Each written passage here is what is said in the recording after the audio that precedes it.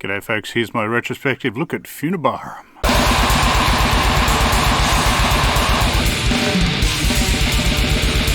G'day folks, welcome back to the channel. Today we're talking about the band Funebrarum. I just thought, what the hell, let's go through their discography.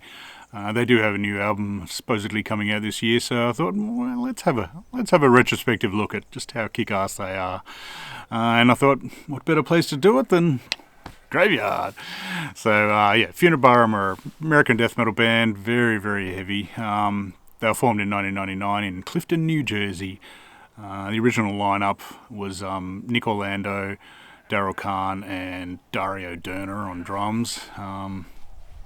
They had a slow start, you could say. A few demos here and there, but I think they were having drummer issues a lot of the time, which sort of slowed them down a bit.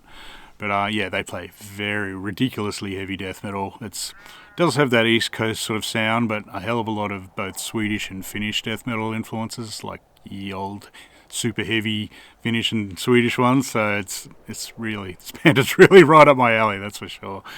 They're the masters of the massive thumper riff, is what I call it. They're just stupendous riffs, very heavy growled vocals, and it's just pure nastiness. I'm a huge fan.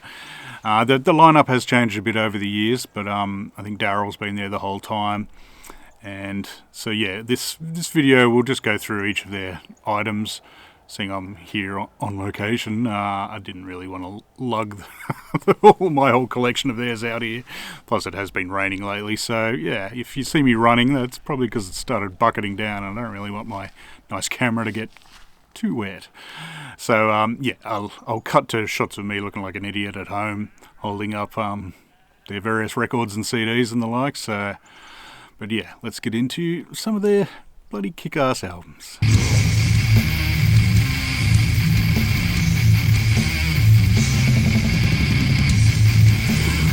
The first demo is the Triumphant Ascent demo from 1999. I do not own a copy of this, unfortunately, but there weren't very many of them, and I'm not holding my breath I'll ever track that one down, but I've got it on a compilation, so it's all good. This is the only demo to feature Dario on drums. He moved back to Seattle after this, and I think he was in Infester and Meat Shits maybe for a while, and various other bands. But this is 3 songs, pretty damn raw production, I gotta say. It could be better, but it does have that nice rusty chainsaw guitar sound that's just so good. And I mean, Daryl's very bloody deep vocals sound great on every release, really. So it's very raw, but it's still kick-ass. 3 songs, all of which were redone on their later releases. Kingdom of Suffering Souls actually sounds slightly different on this. They messed with the format a bit, or changed a bit here and there, but it's also got Depths of Misery, which is a definite favourite off the next demo, and also Abandoned Gods, which was on their latest release, which has ridiculous thumper tuggery sort of riff in it. It's so bloody good. For some reason it's got like war samples at the start and end, which really doesn't gel very well with the music. I mean, lyrically they're all, it's all sort of Outer Gods, Lovecrafty kind of stuff, and just horrible death metal-y sort of stuff. So I don't know why it's got war sort of stuff on it, but what the hell. I don't actually, as I said, I don't have a copy. I do have it on this fancy reissue version or fancy deluxe version, of the next demo, which was their first album, sort of. I'll explain that, but it's tacked on the sort of deluxe version as a second disc, and that's the only version I have. There is another compilation that I don't actually own that is of the 2 demos and an EP. So I have a copy, and it's, as I said, pretty damn raw, but it's kind of weird because it doesn't have a cover. They've got a cover of, what are they called? Bloody Demigod and their song Perpetual Ascent, and that's just nowhere, not online at any rate, and it wasn't reproduced on that deluxe version, so I haven't actually heard that, which is a shame because I'd love to hear it. I love bloody Demigod, so it's a damn good start, let's put it that way, but they got a lot greater after that, that's for sure.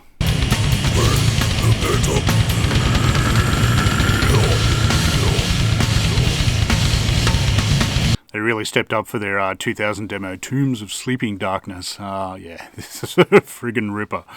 much more putrid, horrible, but clear sound. The vocals are just rumbling bellows. It's so good. This demo actually got cleaned up to be the Beneath the Columns of Abandoned Gods reissue that they did. It came out on like Necroharmonic. Yeah, it's pretty much the same thing, just slightly better mixed or mastered or, I don't know, something or other. So I'm just reviewing them as the same thing because they are really. But for this, they got Dave Wagner on bass. He's of late in Evoken, and I think he was also in a band with them called Zagarath, which is like a black metal band from the same area. So, yeah, they're obviously well knowing, and I think I remember reading in interviews that he, shared a house with Daryl anyway. So good mates. They got him and Brian Jimenez on drums as well, and yeah, I really like his drum sound on this. Actually, it just sounds freaking killer. But yeah, this is 5 songs, just stonkingly heavy. It's so bloody good. Does have, and it really does show through their finish, their love of abhorrence, early amorphous sort of style, tremolo. And one thing that I'll definitely point out about these guys is they certainly didn't miss the Swedish band Crematory. There's a few riffs that are quite borrowed, you could say. Every time I listen to Crematory, it's like, oh yeah, that's where that riff came from Funebrarum. So yeah, they were huge fans of the old killer Swedish death metal. So yeah, I'm certainly not complaining, because why not reuse them? They were killer riffs. Yeah, this is pretty freaking killer. They've got John Paradiso from Evoken does like guest leads on this and does a pretty bloody good job. But yeah, overall the songs are just ridiculous. Daryl even does like a blast, Napalm Death sort of style, and Barney would be proud. I think Depths of Misery is probably my favourite song on it. It starts kind of slow, but it's just, got one of those mandatory headbanging riffs in the middle of it. It's stupendous. And Daryl does this vocal style where at the end of a line or whatever, he'll punctuate it with and I just get it stuck on my mind all the bloody time. I can never remember exactly which song it's from, and then having listened to a lot of their stuff recently, it's on a few songs. So it sounds really bloody good though. So the whole thing is highly recommended. This does still have not quite the perfect sound, and their sound did get sort of cleaned up later, but if you like it sort of rusty and just stupidly heavy, this is probably the one for you, I reckon. My preferred one's probably the next split EP that they did, but this one, they really found their form on this one. It's ridiculous. So as you can see, I own most of their stuff on both record and CD, because what the hell, why not? The fancy version of Beneath the Column of Abandoned Gods, it comes with the first demo on one side of the second record. On the other side's like a couple of tracks from the rehearsal promo that they did around the same time. I think it's 99 or 2000. Unfortunately, there's only 2 songs on there, which seems a waste when you got a whole side of a record, but I don't know what was wrong with the other songs. I haven't heard them, so who knows. But yeah, this one of the tracks on this is Incineration of Mortal Flesh that they do on the first proper album. That sounds pretty similar to this, but the Tombs of Sleeping Darkness is a bit kind of slower than the other demo version. But yeah, it's unsurprisingly for a rehearsal, raw as hell. It's probably a boombox sitting in the corner of the room. Who knows? But so yeah, I like this deluxe one, but it's probably not a mandatory one. I know that Dementia reissued Beneath the Columns, just 12-inch. I don't think it's got all the extra, like the first demo or the rehearsal stuff on it, so it's probably still worth tracking down. Like my ones are the old ones. I don't know why I own a normal version of Beneath on record as well. I must have got that first and then the fancy version later, but can't have too much Funebrarum.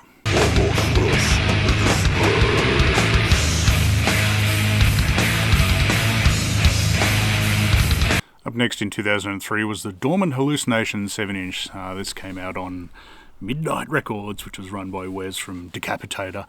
Apparently, I think I remember reading this was supposed to be a split with Massacre, I think, but that fell through, so they just ended up using that. So very spiffy Dan Seagrave artwork, and I do have came with a massive poster of it that I've got up on my wall, so I'll put a picture of that up. But yeah, it's killer little EP. It's 2 songs from the last demo, just re-recorded. Slightly better sound. Daryl actually somehow sounds even more brutal on the vocals, bloody hell. So yeah, Dorman, Hallucination, the first song, was another of the winners from the last demo. Another stonking riff all the way through it.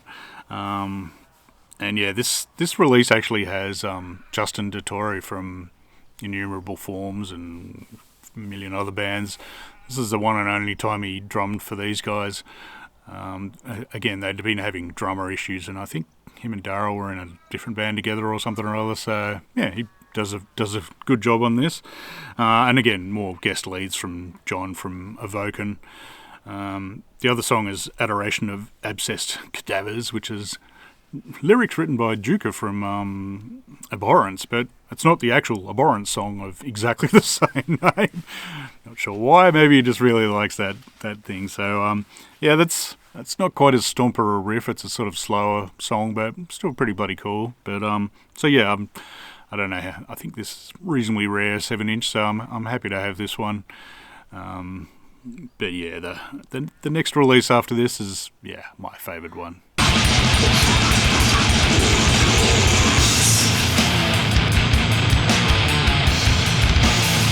2007 they released the Conjuration of the Sepulchral split.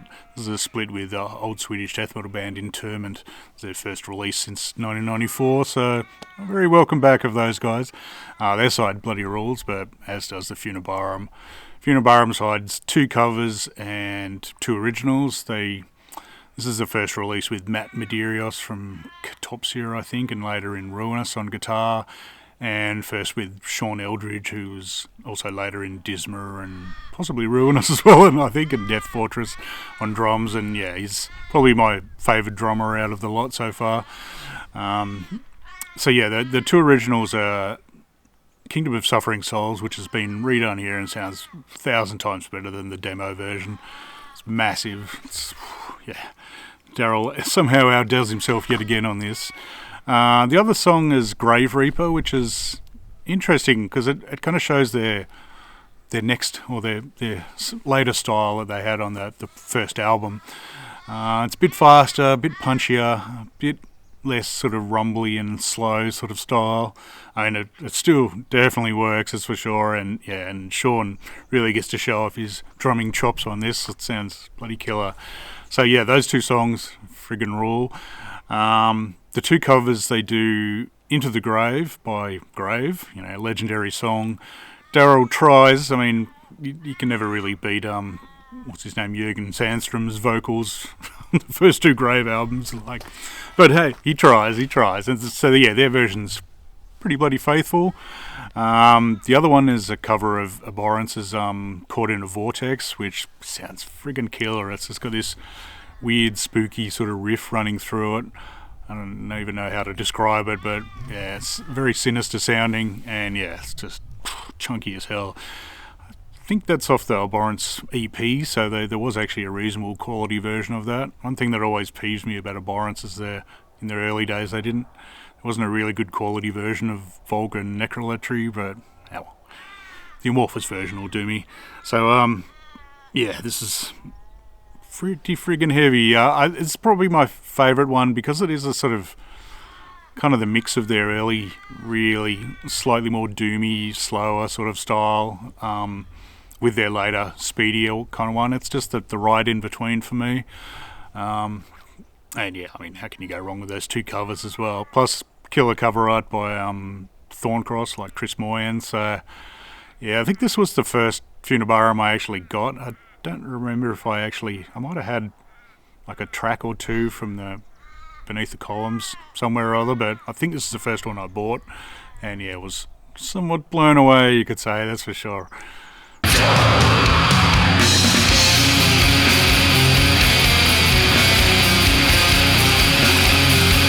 In 2009 they released their first proper full-length album, Sleep of Morbid Dreams, came out on, I think, Cyclonic Empire. I got this one quick smart because it was bloody awesome. As I said, this is slightly more polished, less slightly less rusty. It's still pretty rusty, but it's not quite as doomy and gloomy as their earlier stuff. So Sean does fancier drum work on this, but also some more blasts. So, I mean, it's not all blast by any means. There's still some, death doomy sort of chugs in there as well, and still some thumper riffs, that's for bloody sure. Daryl sounds pretty killer on it. He's got a few more yes that get stuck in my mind. I think the Incineration of Mortal Flesh one, that one gets stuck. But yeah, I think it's only about 8 songs or so, but starts with Perish Beneath, which is killer opener. It's got some, crunchy fast bits, but also menacingly slower sort of bits. Beyond Recognition it's kind of the tasty, faster, shorter sort of one, and the blasts on that are just so tough when they kick in. Oh, Jesus. Cursed Eternity kind of goes back to their Death Doom for a while, but then there's kicks in with a massive sort of go. And I mean, Daryl is singer, like he was in Citizen's Arrest and various other hardcore bands, so he knows the importance of a good go. I'm kind of surprised he didn't make it onto the Spaz song. Maybe that was recorded before this, probably was, but it's very effective on this. It's just power. They really have their dynamics down pat by now. It's just when it kicks in, it's like, phew.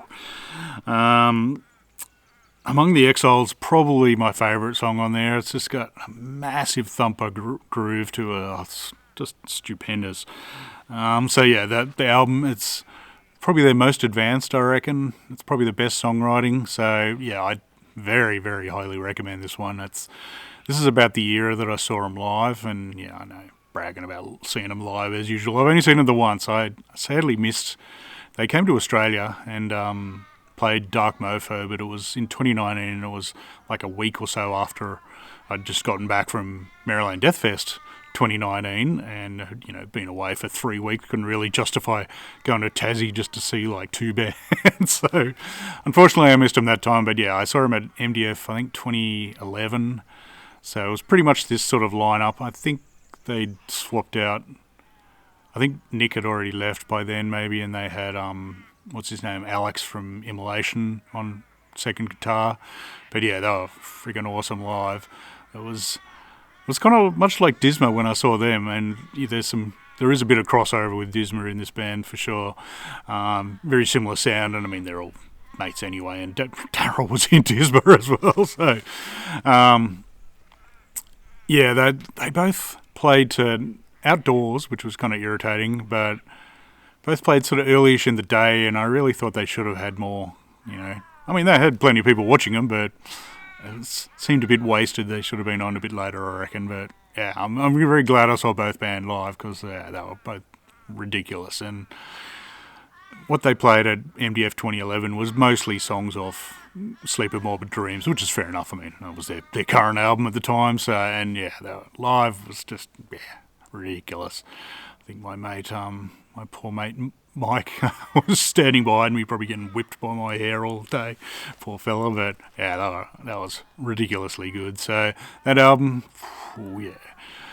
I hope if the newer album's as good as that, then I'll be a happy chappy, that's for sure.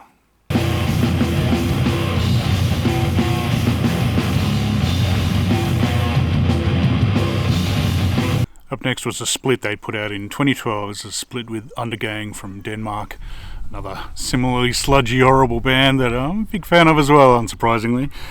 This is pretty much the Sleep of Morbid Dreams lineup, except for the fact Nick had left by now, and Alex was in from Immolation, and I think he was in Goraphobia as well. So this is the only release that he was featured on. After this, the lineup changed pretty dramatically, you got to say. They got a song each. Their track on this is not really one of my favourites, I got to say. It's actually sounds a bit more like Disma at first. I mean, they're not too different as sounding bands in the first place, but there's still a slight ploddingness to Disma that Funebrarum don't quite have. Must be something in the water in New Jersey. I don't know what it is. There's also Blasphematory, sounds pretty similar. And of course, there's Ruinous as well, and they sound pretty bloody similar, I got to say. And of course, I mean, they all sound quite a bit like the Death Metal Gods themselves, Incantation, also originally from New Jersey. So definitely something in the water there. But Yeah, the track on this is pretty good. It's a bit plodding at first. It does kick in with a vengeance, that's for bloody sure. I wouldn't. I think these bands toured together, which is why this was released. One thing I really love about it is the cover art. Oh, it looks friggin' killer. I can never remember the guy's name. I'll put it up on the screen, but yeah, it's he showed up on one of my sort of contest entry ones recently for killer cover art. Yeah, he does fine and dandy work, that's for sure. He's also done Disma stuff as well. Like, oh, beautiful stuff.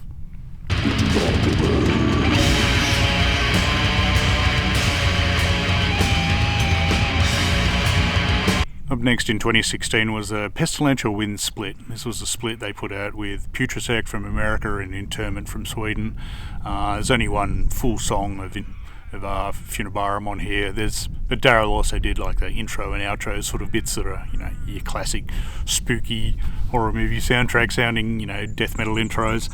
The one song, Into Dark Domains, on this starts off kind of slow and pretty tremolo-y, and but it kicks in pretty well. So killer sound on this as well, just Daryl, massive as always. The Putresect songs on here are not bad, but I think Interment honestly wins for me. Just the HM2 fury that they unleash is beautiful. So yeah, definitely not a mandatory one, but again, killer cover art as well that I'll put up in full because bloody awesome stuff.